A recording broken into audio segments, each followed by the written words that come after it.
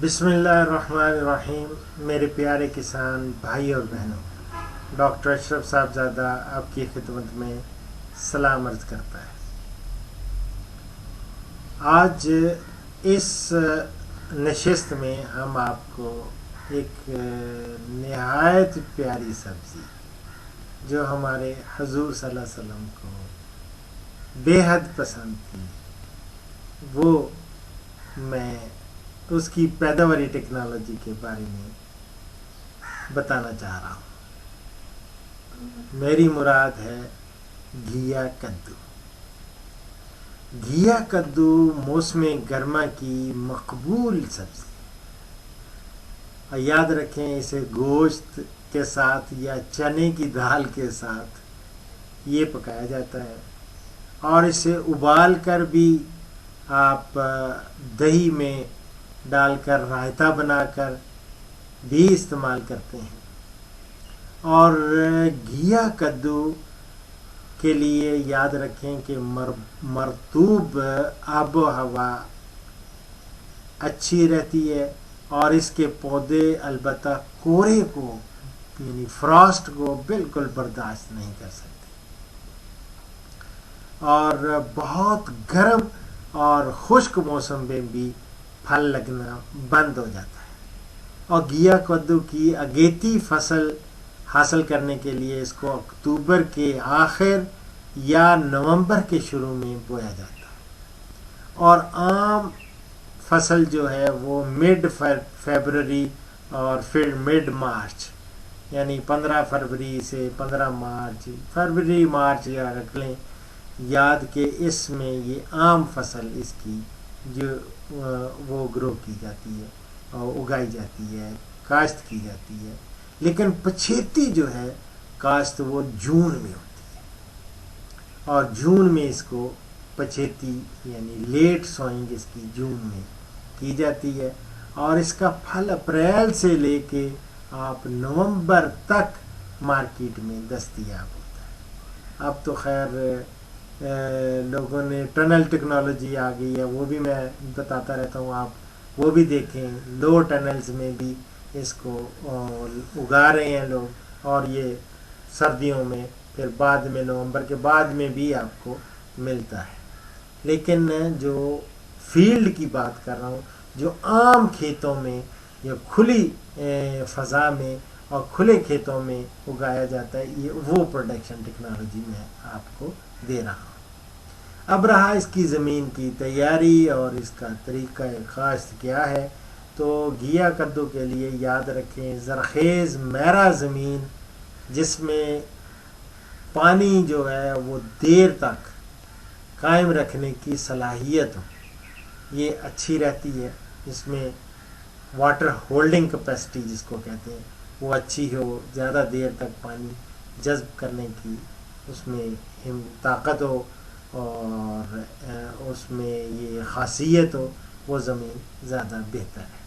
اور کاشت سے 1 مہینہ پہلے زمین میں اچھی طرح یہ ایک دفعہ مٹی پلٹنے والا ہل وہ چلائیں، اور زمین کو اچھی طرح ہموار کر کے، اور 10-12 ٹن اس میں اچھی گوبر کی گلی سڑی کھاد وہ ضرور ڈالیں، اور پھر ہل چلا کر زمین میں اس کو ملا دیں اور کھیت میں پانی لگا دیں. وتر آنے پر ہل اور سہاگا وہ چلائیں، اور کاشت کے وقت آپ پھر دوبارہ کھیت میں 2-3 دفعہ ہل چلا کر سہاگا کر دیں، اور کاشت کے لیے آپ 5 میٹر فاصلہ پر نشان لگائیں، اور نشان کے دونوں اطراف یعنی دونوں طرف اس کے 30 سینٹی میٹر پر 3 بوری سنگل سپر فاسفیٹ اور 1 بوری امونیم نائٹریٹ یہ آپ ملا کر بکھیر دیں، اور بعد میں نشان والی جگہ سے مٹی اٹھا کر پٹڑیاں بنائیں. اور پٹڑیاں جو ہیں وہ مصنوعی کھاد پٹڑیوں میں یہ دیکھیں کہ 8-10 سینٹی میٹر نیچے وہ گہری آ جائے، اور 1 ایکڑ کے لیے کوئی 1.5 کلو گرام بیج وہ درکار ہوتا ہے، اور اس کو بیج کو 8-10 گھنٹے پانی میں بھگو دیں کاشت سے پہلے. 8-10 گھنٹے پانی میں بھگونے سے ہم نے دیکھا ہے کہ بہت اچھی اس کی پھر جلدی اسپراؤٹنگ ہو جاتی ہے اور پودے بہت اچھے نکلتے ہیں. اور پھر پٹڑی کے دونوں جانب ایک میٹر کا فاصلہ رکھیں. پلانٹ ٹو پلانٹ ڈسٹینس جو ہے وہ 1 میٹر ہے. ایک میٹر کے فاصلے پر یا 3 فٹ کے فاصلے پہ آپ دونوں پٹڑی کے دونوں اطراف 2-3 بیج 2 سے 3 سینٹی میٹر وہ گہرائی میں وہ لگا دیں. اور اس کے بعد رہا آب پاشی اس کی. آپ یہ ہے کہ ہر ہفتے اس کو پانی دینا ہوتا ہے، جس طرح عام آپ دوسرے کوکربٹس کو دیتے ہیں یا یہ جو بیلدار سبزیاں ہیں ان کو ہر ہفتے آپ پانی لگائیں. اور آب پاشی کرتے وقت یہ خیال رکھیں کہ پانی پٹڑیوں کے اوپر نہ چڑھے، ورنہ بیلوں اور پھل کے خراب ہونے کا خدشہ ہوتا ہے. اور زمین میں جتنے بھی خودرو پودے ہیں یا جڑی بوٹیاں ہیں ان کا اتلاف کبھی میں ہمیشہ آپ سے گزارش کرتا ہوں کہ آپ ہربیسائڈ کا استعمال کم سے کم کریں. وہ نہ کریں بلکہ مینولی آپ گوڈی سے ان کو نکال دیں جڑی بوٹیوں کو.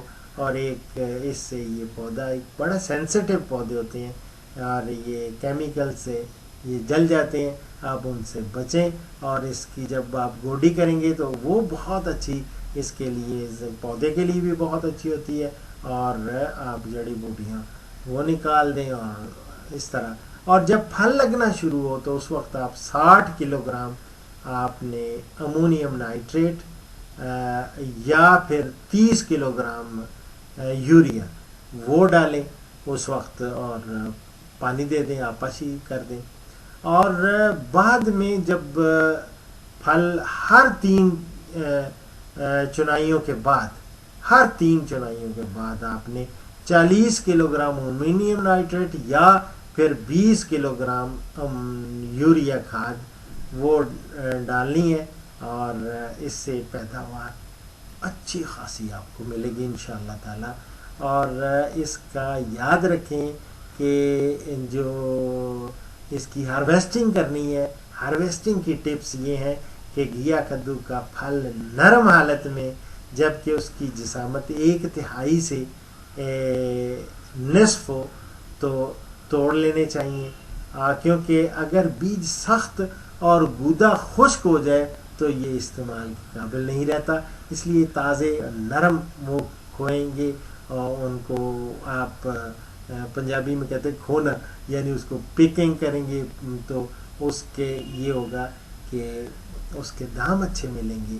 جب دام اچھے ملیں گے آپ کی جیب گرم ہوگی تو آپ مجھے بھی دعا دیں گے اور سب کو اور ہمارے سائنسدانوں کو جنہوں نے بڑی تحقیق کے بعد یہ ساری چیزیں یہ آپ کے لیے ترتیب دی ہیں اور میں نے آپ تک پہنچائی ہیں. اور اس کی اقسام اگر دیکھیں تو بڑے شمار ہیں. اور گھیا کدو کی گول بھی ہیں، لمبی اقسام بھی ہوتی ہیں. لمبی قسم کو لوکی، عام زبان میں لوکی کدو بھی کہتے ہیں. تو امید ہے کہ آپ کو یہ میرا پروگرام پسند آیا ہوگا. اس پہ کامنٹس ضرور دیا کریں اور جو بھی جس چیز کے متعلق آپ کو آگاہی نہیں ہے اور لینا چاہتے ہیں تفصیل تو اس کا باقاعدہ آپ لکھ دیا کریں کہ مجھے جی یہ چیز کی پروڈکشن ٹیکنالوجی دیں اور انشاءاللہ تعالی میں آپ تک یہ معلومات پہنچاتا رہوں گا اور جب تک زندہ ہوں. تو اب رہا اس پروگرام کا ہر پروگرام کی طرح آخری سیگمنٹ، وہ ہے حدیث مبارک. تو آج کی حدیث مبارک جو میں کوٹ کر رہا ہوں وہ ہے حضرت ابو ہریرہ، بخاری اور مسلم سے.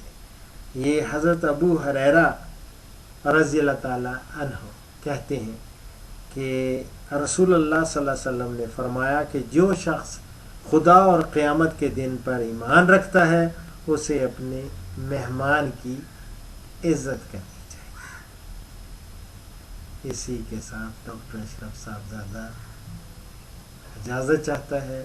انشاءاللہ اگلے پروگرام میں ملاقات ہوگی بشرطے کہ زندگی نے وفا کی. فی امان اللہ.